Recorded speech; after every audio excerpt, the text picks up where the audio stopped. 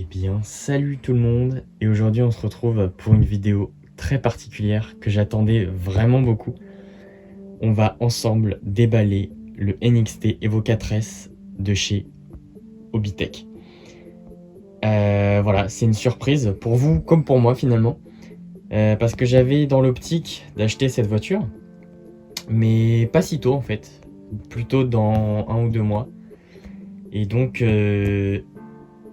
Et donc j'ai voulu quand même aller la voir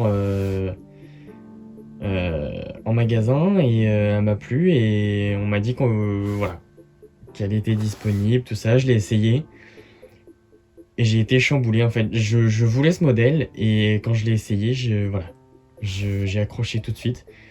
Donc c'est pour ça, elle est arrivée entre mes mains. Je vais pas vous cacher, je l'ai déjà déballé en fait. Je vais faire un unboxing comme si je l'avais pas encore déballé. Seule différence, c'est que là j'ai déjà monté l'aileron, c'est pour ça que la boîte n'est pas totalement fermée, parce que je peux pas fermer la boîte avec l'aileron. On va tout de suite voir ça, mais voilà. Donc trêve de blabla, on passe tout de suite au déballage de la voiture.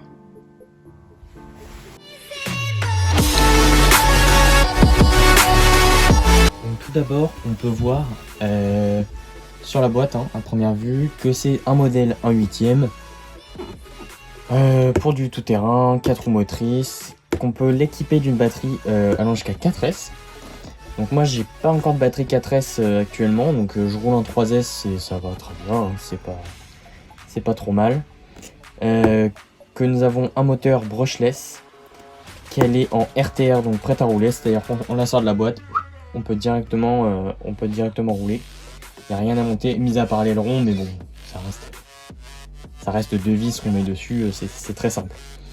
Et que on a un récepteur 2,4 GHz et un émetteur aussi. Sur les côtés, on a quelques informations à propos de la voiture. De ce côté-là, pareil. Rien de bien fou. Et donc, bon, désolé pour la qualité de filmage, mais là du coup je suis pas dans mon lieu habituel. Donc on va tout de suite ouvrir la boîte. Hop.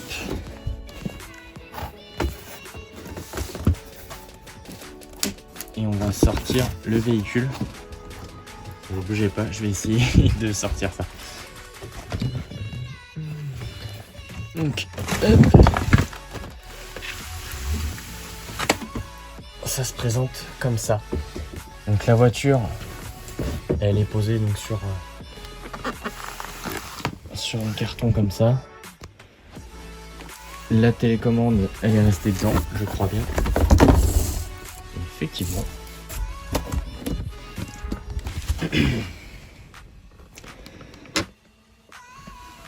Donc on a le véhicule qui est donc RTR, donc vraiment il est prêt à rouler. Il n'y a vraiment rien à faire. Même le couplage de la télécommande est déjà fait. Voilà.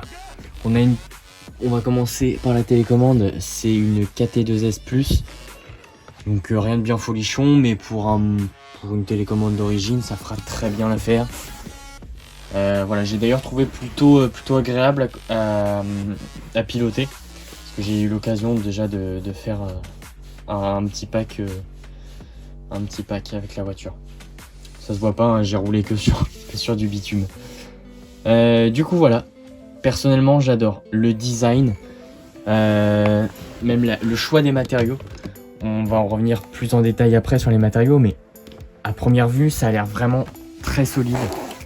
Plutôt, regardez les suspensions en aluminium. Donc pour ceux qui se posent la question, c'est des big bore, donc des 16 mm en aluminium. Donc c'est déjà bien costaud, hein. On a les supports d'aluminium qui sont je sais pas s'ils sont d'alu ceux-là, mais d'après ce que j'ai vu, d'après les avis que j'ai pu entendre, c'est l'une des seules choses qu'il faudrait changer en fait, parce que avec les sauts et tout ça, avec le temps, ils ont tendance à un petit peu à se plier. Et il en existe en carbone.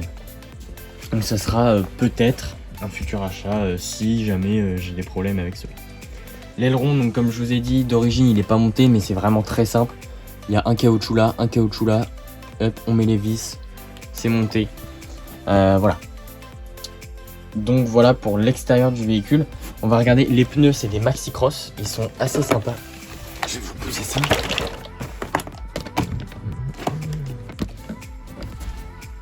Comme je disais, les pneus c'est des Maxi Cross, donc c'est plutôt sympa.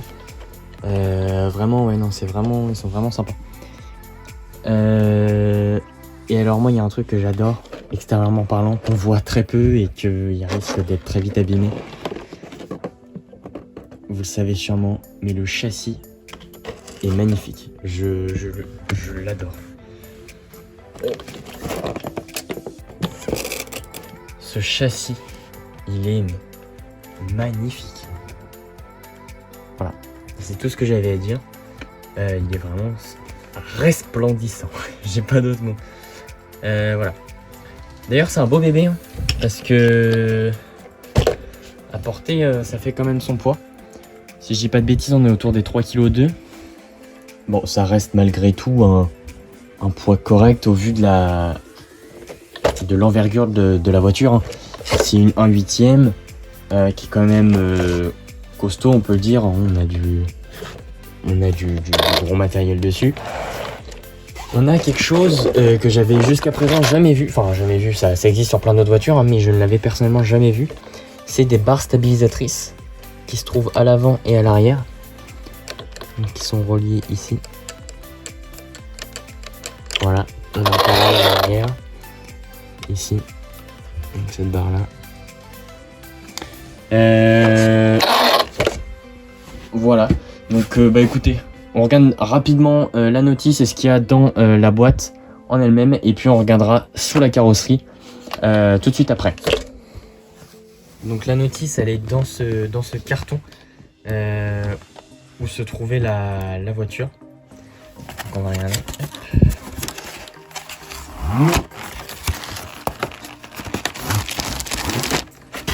Hop là. Voilà. Donc là, on a dans un premier temps la possibilité en fait de changer le support de la batterie. Je vais vous montrer juste après. On a ensuite le manuel d'instruction. Donc on a en français, enfin dans différentes langues. Hein. C'est surtout pour voilà, changer comment changer l'emplacement de batterie. Il parle un petit peu de la batterie, mettre les piles, tout ça, bon, ça va. Et la chose la plus importante, d'une part les options disponibles. Donc comme je vous ai dit, il y a les supports d'amortisseurs en carbone, il y a des des protections pour protéger les supports. Il existe des fusées en alu, il existe quoi? Il existe des noix de différentiel allégées, il existe noix de pignon, pareil, traité dur. Là, on a un palonnier de direction en alu. Enfin voilà, on a différentes options disponibles qui sont bien intéressantes à mon goût. Et comme je disais, le plus intéressant, c'est la vue éclatée pour moi, avec la référence de toutes les pièces de la voiture. Donc c'est vraiment très intéressant. C'est vraiment le seul truc à garder d'une notice quand vous achetez une voiture, je pense, pour pouvoir retrouver facilement les pièces. Et vous avez un kit de stickers. Donc là, pour le coup, il y a déjà quelques stickers qui ont été collés. Donc ça, c'est sur le bord de l'aileron. C'est ces deux-là. Et puis ceux-là, c'est pareil, ils sont sur l'aileron. C'est ceux qui sont posés en fait juste là. Donc voilà. Donc rien de bien fou hein, dans la boîte au niveau de la notice et tout ça. Mais l'essentiel y est. On va tout de suite du coup ouvrir cette carrosserie, enlever la carrosserie. Nous allons percer à jour cette voiture. Elle a quand même une belle gueule, hein, faut se le dire. Je la trouve magnifique.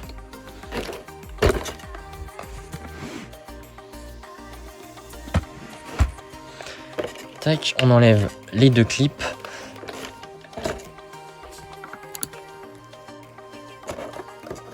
Hop.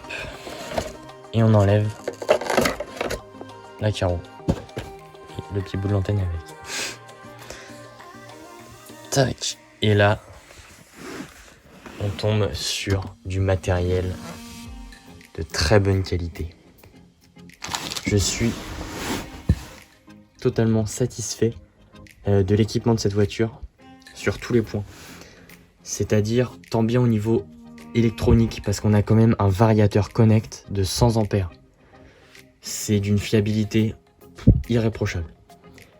On a ensuite un moteur à mon avis très bien choisi de la part de Hobbytech d'avoir mis un moteur 2200 kV. Ce qui permet d'avoir un bon couple, surtout sur un véhicule 1/8. C'est intéressant d'avoir du couple comme ça. On a une boîte d'étanchéité pour le récepteur, donc ça, bon, ça se fait un peu par tous les modèles, mais ça, voilà, toujours intéressant de l'avoir. On a ici différentiel central, diff avant, diff arrière. On a qu'est-ce qu'on va avoir d'autre là, on va avoir le cerveau de direction. Donc là, c'est un cerveau de direction 17 kg. De chez Connect aussi. J'avais pas fait un rapprochement.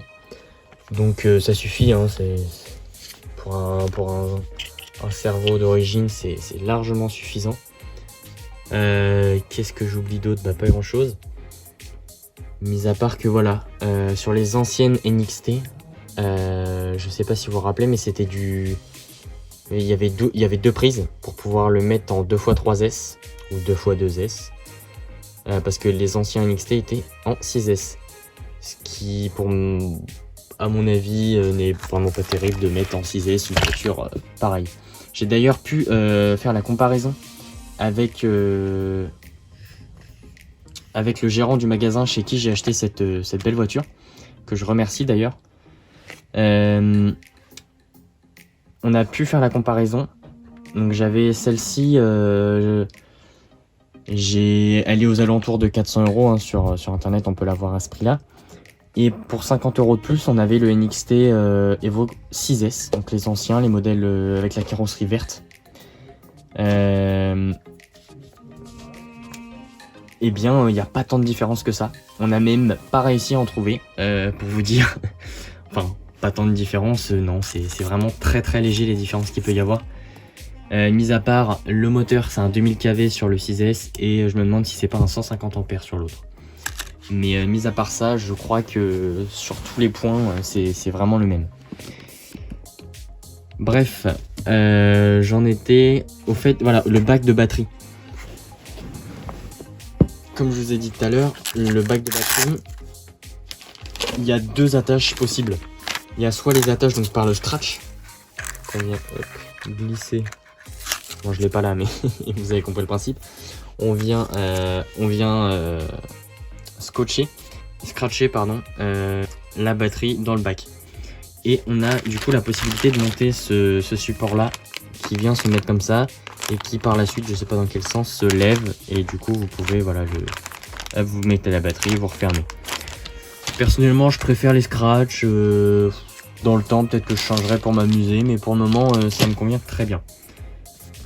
Un petit élément de carrosserie que j'ai trouvé un peu particulier, c'est donc quand on enlève cette carrosserie là, j'ai pris la voiture à la main comme ça en me baladant, et le petit bout là est tombé. Et j'ai trouvé ce bout de carrosserie un petit peu étonnant.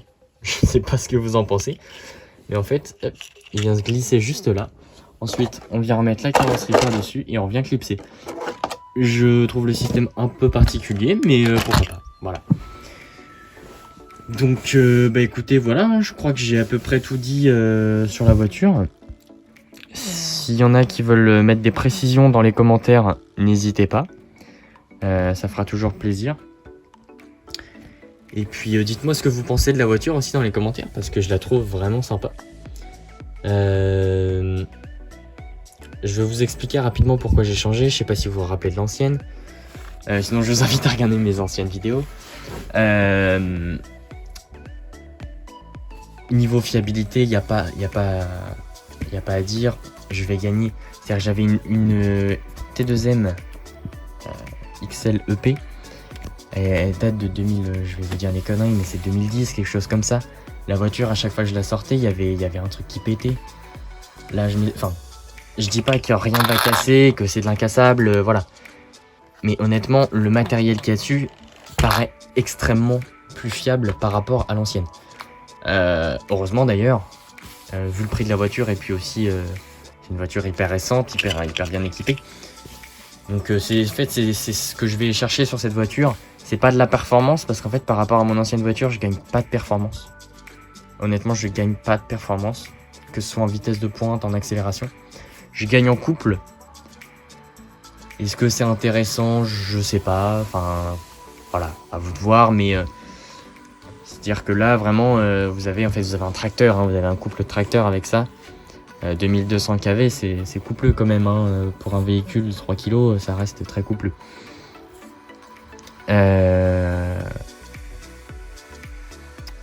Donc voilà, je disais, je gagne pas de performance, mais en fait, ce que je viens chercher, c'est de la fiabilité et de la robustesse avec ce modèle. Puis aussi de l'amour, parce que je l'adore ce véhicule, il est beau. Du coup, voilà. Non, j'ai rien d'autre à ajouter. Donc bah écoutez, je vous remercie d'avoir regardé la vidéo jusqu'au bout. Et puis pour ceux que ça intéresse, je vais faire le premier essai la semaine prochaine. Enfin, je mettrai le premier essai en ligne la semaine prochaine. Donc voilà. Merci à tous d'avoir regardé cette vidéo. À jeudi prochain. Peace.